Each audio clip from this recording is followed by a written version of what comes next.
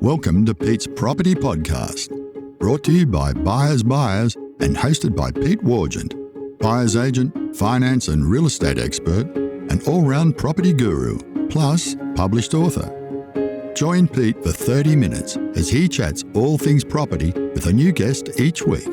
Learn practical tips from the movers and shakers in the property industry and well-known personalities sharing their property journeys. G'day, welcome to this week's episode of the Pete Wargent Property Pod. I'm delighted this week to have my colleague and property expert, Alastair Lias, on the show. Alastair, welcome. Great to have you on. Thanks, Pete. It's really great to be on your podcast for the first time.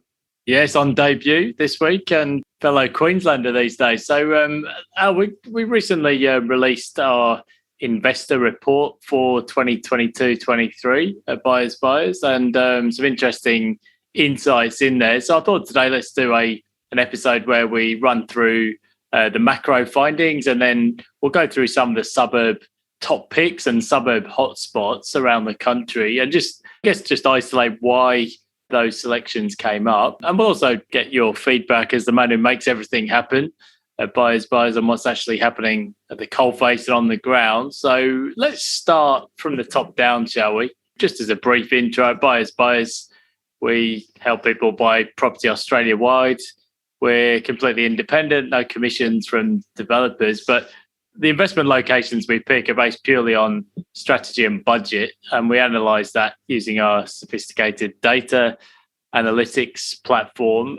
So we've been buying property the last couple of years. Where are some of the most popular places? I guess Adelaide has been a big pick over the past couple of years, southeast Queensland as well. Would those be the main choices for investors at the moment? Yeah, they are, Pete. And obviously what we're seeing today is very different than this time last year. And we're constantly scouring the country for great places to invest that are going to look very good in the short and also long term. But certainly we've bought a lot of property southeast Queensland and probably at that lower budget also Adelaide. So both been very big targets for us to date, and got a lot going for them. Yeah, and I guess it always depends on budget, particularly, and also strategy. So let's look at a macro picture to start with. In the housing sector of the economy, construction costs have gone ballistic over the past year. The cost of building a house, in some cases, up 30%. Now we're seeing rents are surging all around the country as well, particularly in places like Adelaide and southeast Queensland, but actually also for houses in Sydney and Melbourne and loads of regional centres. Sunshine Coast rents are up by a third. The fundamentals in many respects for the housing market are very strong as immigration comes back. But I suppose the flip side to all of that is that is reflective of a broader trend towards inflation across a lot of parts of the economy. Demand is very strong, got skill shortages, supply chains have been messed up around the world. And I guess what this is leading to is a big drop in consumer confidence, partly because the cost of living is going up, but particularly because people are worried about what's going to happen to interest rates. Now, we've already had to suck up a couple of rate hikes, and by the end of the year, I guess economist consensus seems to be cash rate heading to 2.5%, maybe 3%. The immediate feedback you're getting when people inquire is, I guess there's a lot more caution.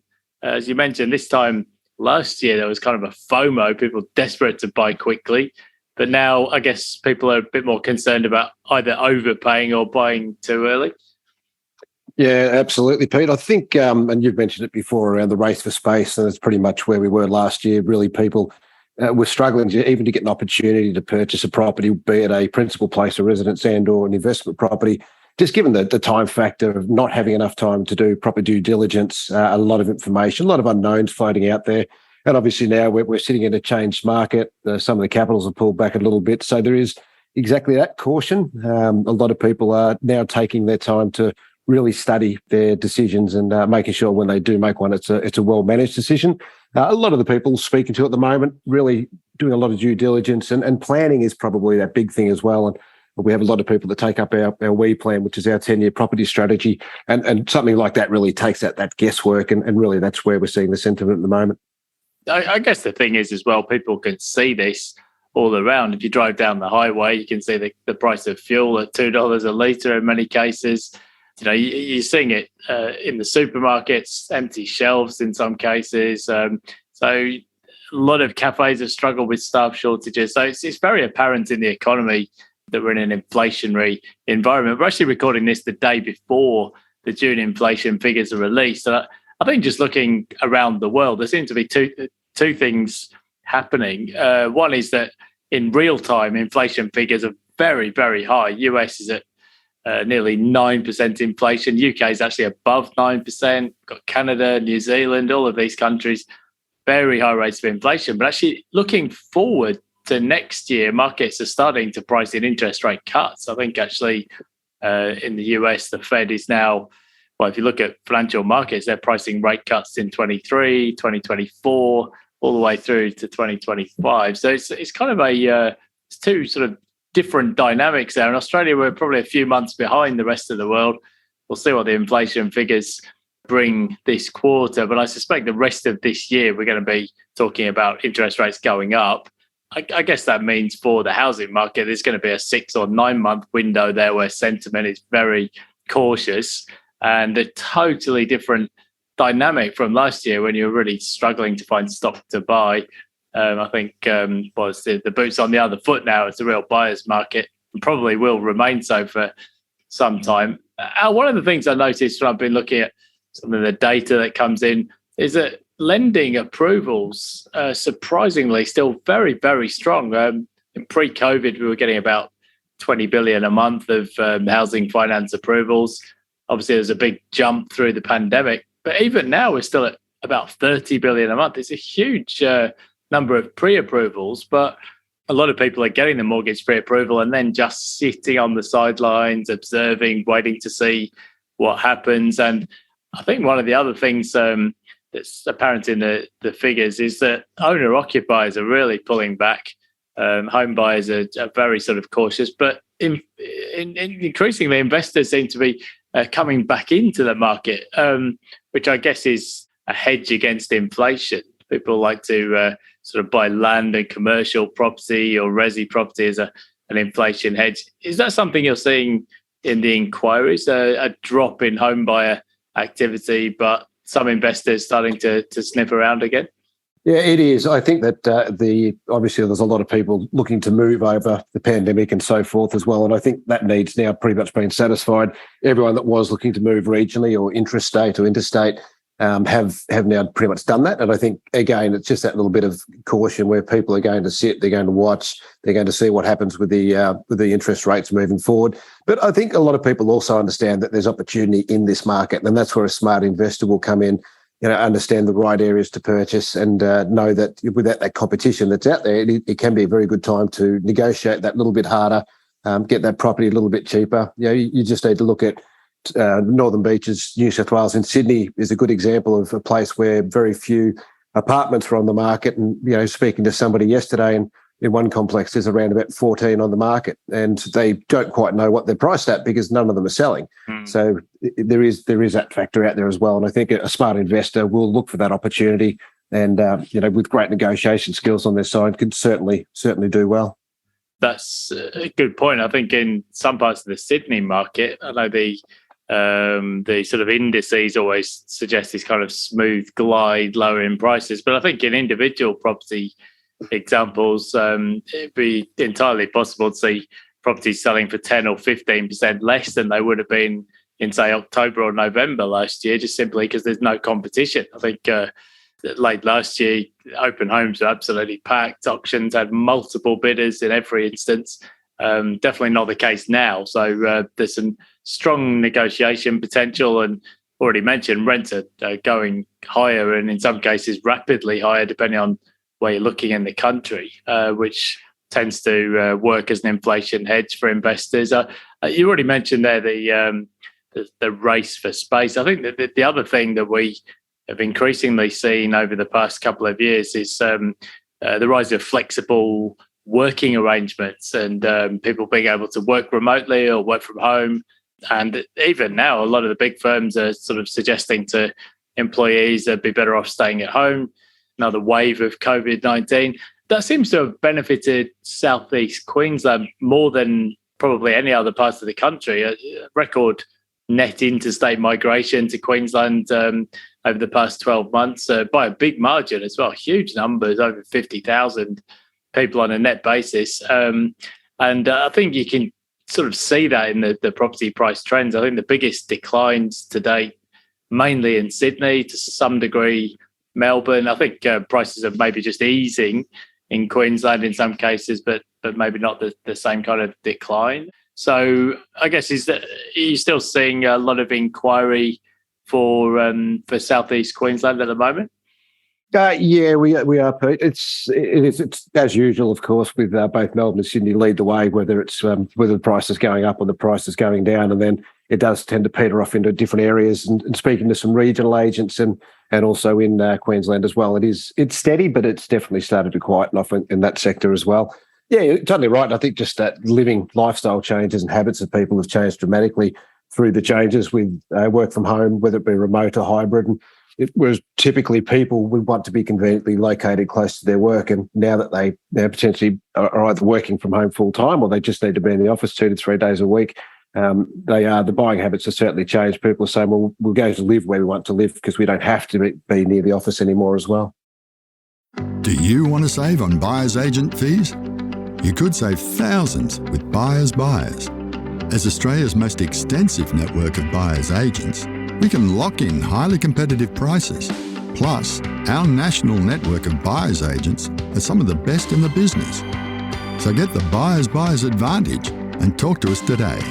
Call 1-800-975-051 or visit buyersbuyers.com.au. So I mentioned we've got our 2022 investor report out, and you can actually access that on our website, buyersbuyers.com.au. You can also access on the website there our Where to Buy report, which is a data-driven tool, can help you to choose or select suburbs to buy in for a given price budget, and also a range of other metrics depending on what you're looking for. Same place, you can just get that at the website. We look for things like the supply factors, infrastructure drivers, what's attracting new buyers into the location and gentrifying areas, and so on. I'll just drilling down a level. Picking a suburb is one thing, but when people are looking at specific properties to buy as an investor, are there certain metrics or are there certain things that people look for in an investment grade property asset? Yeah, absolutely. I guess there's always that difference between the investment stock and an investment asset. An investment stock is your typical off the plan or new house and land, and we tend to steer away from that a little bit because we look at what we think is going to be a better asset over time as an investment. So really, that's drilling down. We've got a pretty significant check sheet of things that we like to see in a property. That's obviously potentially an amount of bedrooms, bathrooms, garages. Location really is 80% of it, but that 20% when you drill down as to what makes a good asset is making sure that we understand the sort of opportunity within that property itself, and that could be potential rezoning coming up for the area, which would make it more developable. Looking at the land to asset ratio as well, we always look at that to make sure that we are going to see that good capital growth over time, and then lots of other factors just with rentability and any other sort of opportunities. It could just be street aspect as well. So, we could probably sit here and list off 100 different things that we'd actually look at. But I think people don't always take the time to understand, well, what is going to make this a good asset? A lot of people will look at a property and say, well, I feel comfortable with this, I would live in it. As an investment perspective, it's great to take that heart value out of it and really drill down onto the checklist of things that what is going to make this a better working asset than other properties around it. That's a good point. I think actually, as you mentioned there is another side to the equation. That's understanding the risk. You mentioned off the plan properties. I mean, we already touched on the soaring construction costs. I think we're going to see a lot of builder and developer insolvencies over the next year or two. There was a bit of a moratorium on insolvencies through the pandemic, but now a lot of developers taking on projects on fixed price contracts, and with the sheer shortage of materials and tradies and labour, seeing a lot of insolvencies come through. I think buying off the plan comes with its own risks at the best of times, but particularly at the moment, You've got to be very careful about committing to an off-the-plan purchase. There's always going to be more risk in buying something that isn't built yet, but particularly, I would say, at this stage in the cycle. We've got a buyer's agent network all around the country. Before we just come on to look at some of our suburb picks, tell us a bit about what a buyer's agent does and how they can give you an advantage when you're making an investment purchase. Yeah, look, a lot of people will use the buyer's agent for different reasons. Obviously, for some people, it's a time thing. A lot of people, it's an understanding thing, just not understanding the market well enough. You can sit here and listen to 100 podcasts and still end up very conflicted information as well. So really a buyer's agent is there to make the process a lot easier. And the big thing is to take away that risk as well, to make sure at the end of the day that you are ending up with a good property and a good asset that is going to work for you. Because, these guys get out there and they do it every day. They know what to look for.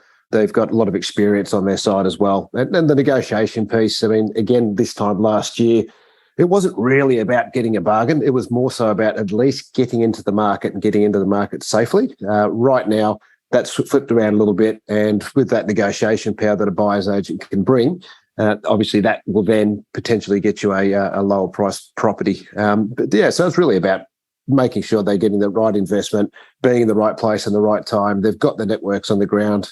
People refer off-market properties to them, so they get extra opportunity that other people normally don't. Really, it's about making a managed decision and making a managed decision quite quickly as well, as opposed to, continually missing out on properties because you're just not confident enough to make that decision on, well, how do I go about this and how do I negotiate the right price?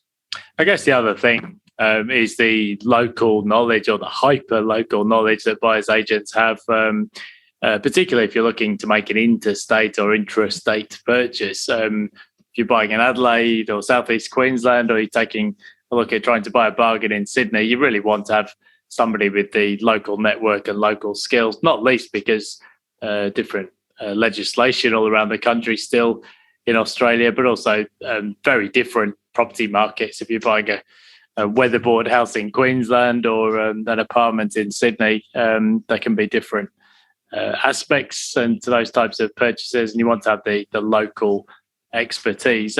Let's take a look at some of our suburb picks from around the country. I might just start with an aside on the New South Wales market, because after years of it having been talked about, we're now going to get some tax reform as it relates to stamp duty.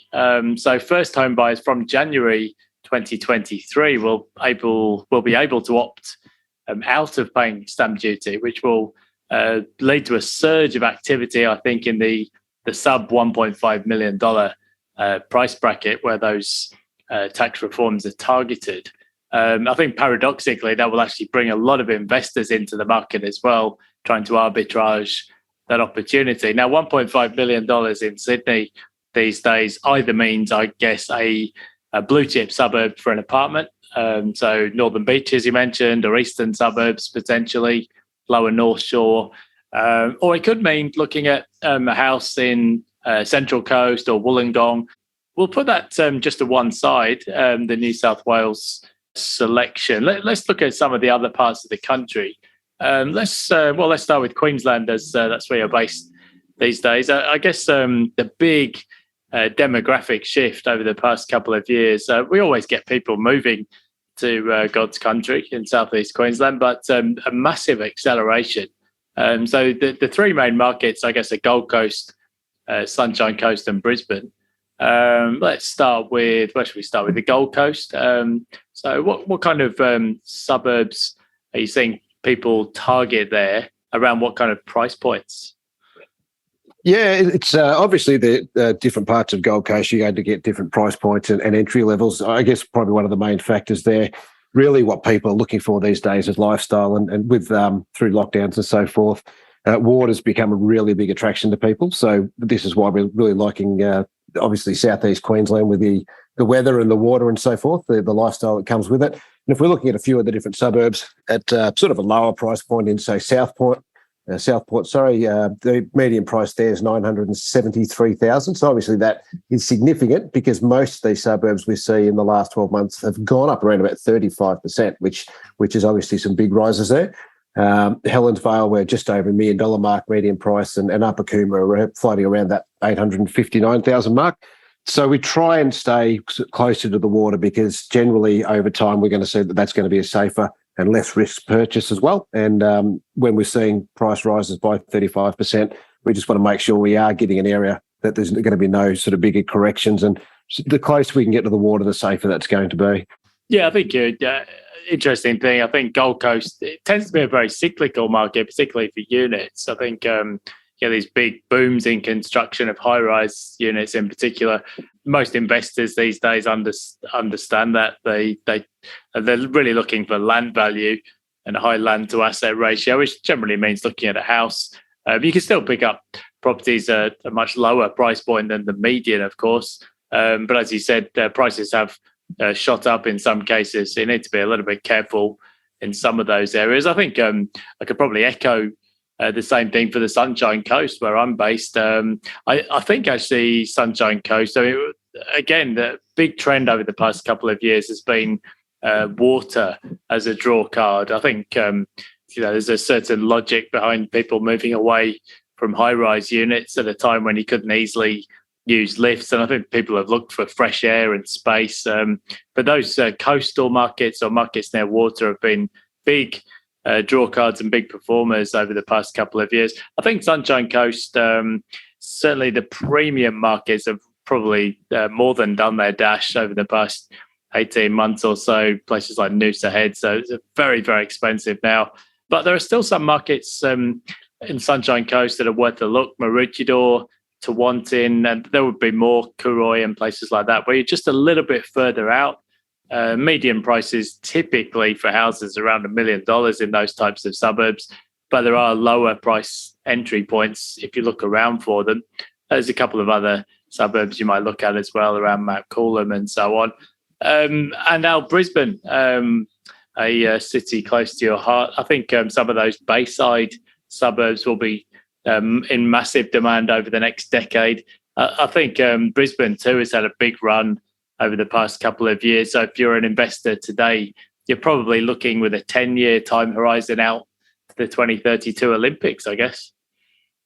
Yeah, absolutely. And again, we sort of float off towards, as you say, those the eastern suburbs, sort of towards Moreton Bay as well. Redland Bay, again, that's gone up around about 34% in the last 12 months. Median pricing around 862,000. If we move in from the water a little bit, we look at places like Alexandra Hills, median price there, 777,000. The good suburbs to look at based on the fact that, with the Bayside suburbs going up so much, these will be naturally where people can afford to go to, but they're very convenient too. You're not too far from the bay. You've got a little commute into the city as well, so it's not too bad trying to move between the city and Alex Hills and just those surrounding suburbs there. So I think that trying to find a good property in those areas is certainly well worth looking at, Pete. Just looking at the latest rental vacancies figures, Brisbane's still falling. Other parts of the country, the rental crisis may be easing a little bit, but at the last count, 0.6% vacancy for Brisbane, which when you think back to 6 or 7 years ago when all the apartments were being built around the inner city, that would have seemed almost unthinkable then. There were so many empty units around Newstead and the Valley and some of those inner city CBD suburbs. Well, it's gone completely the other way. I think apartment construction is slow, but it's really just that huge demand of people moving up from particularly Victoria, also New South Wales. And now we've got the borders reopening and there's a lot of business push now for immigration to be ramped back up. The Labor Party is fast-tracking 60,000 visa applications. There's a backlog of around 900,000 visa applications and about over 500,000 of those are people based outside Australia. So Brisbane is going to have some serious increase in rents over the next year or two, and possibly for longer. On that theme, Al, Adelaide, interesting situation for Adelaide. I guess Adelaide had a boom just over a decade ago. Then it's had a relatively quieter decade since the mining boom peaked. Steady performer. But the last couple of years is becoming increasingly popular. I've had a few clients actually moving back to Adelaide. I think over the past 10 years, people have there's been a bit of a brain drain away from South Australia to Melbourne and elsewhere. But now people are seeing the benefits of relative affordability, great lifestyle, of course, in Adelaide, my dad's favourite city, and but particularly a rental market. I don't think I've ever seen a vacancy rate as low for a capital city as Adelaide has right now. Even Hobart wouldn't have pushed it that far. And no real signs of that abating at the moment. So I guess similar story down there, how people looking at those, particularly the coastal suburbs of Adelaide, very popular and relatively much more affordable.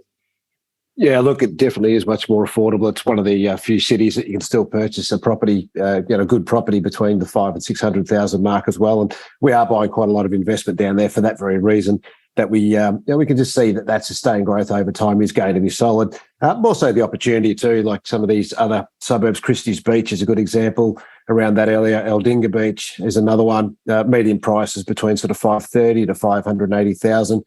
So it is very well affordable, but gentrifying as well. There's a fairly good push down that way to invest in these areas. There's a lot more lifestyle going into them. We like to see redevelopment and infrastructure and so forth as well, and we are seeing that there. So yeah, it just brings a lot of confidence when we're looking at something that is going to be an affordable area. And as you say, Pete, that rental crisis. Adelaide was recently voted the most livable city in Australia, which I think makes it about number 5 or 6 in the world. So that's a pretty big honour, I think, to take.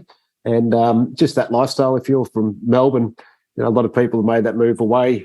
You've got millions of people there, but people don't always want to move to the regions. They like their conveniences of the city. So you look at somewhere like Adelaide, more commutable. It's a quarter of the size. The weather's that little bit better. You've got some really nice surrounding areas like the Adelaide Hills and so forth as well. You've got the vineyards nearby. So again, we look at that lifestyle, and I think people do look at Adelaide. And we have, as you say, Pete, we've seen a definite uptick in people wanting to actually move to Adelaide, and a lot of that is centred around that lifestyle. I tell you what, as somebody who lives in Noosa, a median house price beginning with a 5 sounds pretty good.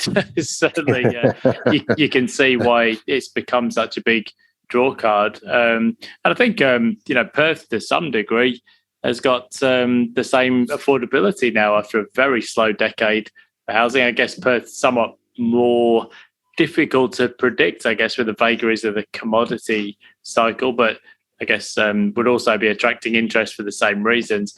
Al, we mentioned our buyer's agent services. Tell us a bit about WePlan and the affordable 10-year property planning service. I guess that's for people who are looking for some guidance in terms of next steps, or are not sure what to do next.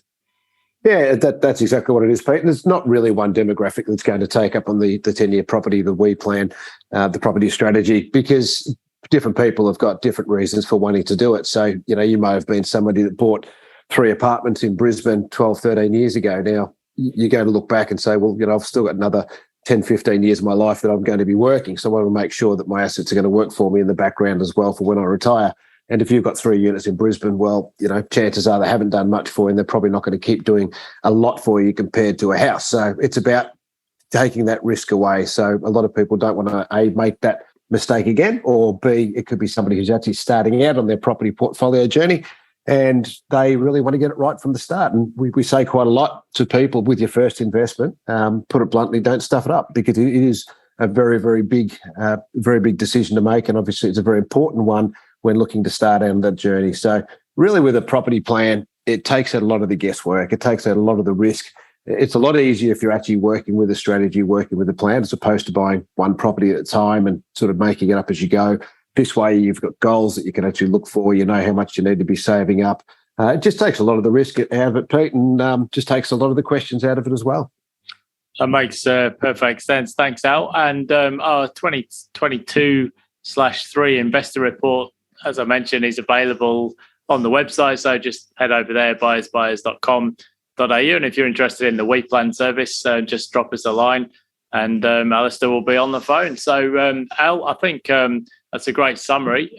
Anything else to add there before we wrap up?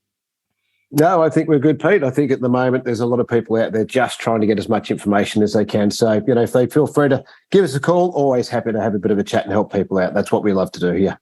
Yeah, that makes sense. I think, just to wrap up and summing up, I think there's going to be a good deal of uncertainty probably for the rest of 2022. If you look at Australia's inflation profile. We're going to get another, I think, 2 quarters of high inflation. And for as long as that goes on, people are going to be worried about their mortgage rate going up. But the Reserve Bank has articulated very well that eventually inflation is going to peak and start coming back down. I think it's only at that point that people will get confidence that actually interest rates are still relatively low in absolute and historic terms, and then they'll start to get interested again.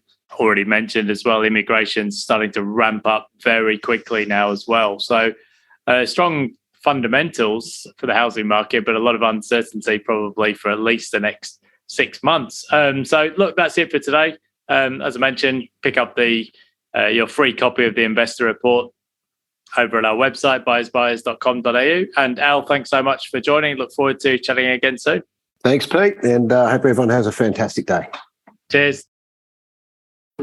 Thanks for listening to Pete's Property Podcast, powered by Buyers Buyers. Don't forget to subscribe and join us next time as Pete chats all things property with a new guest. And just a reminder that the information provided in this podcast is general advice only and doesn't take into account your personal financial situation or needs. You should always consult a licensed professional to discuss your individual personal circumstances.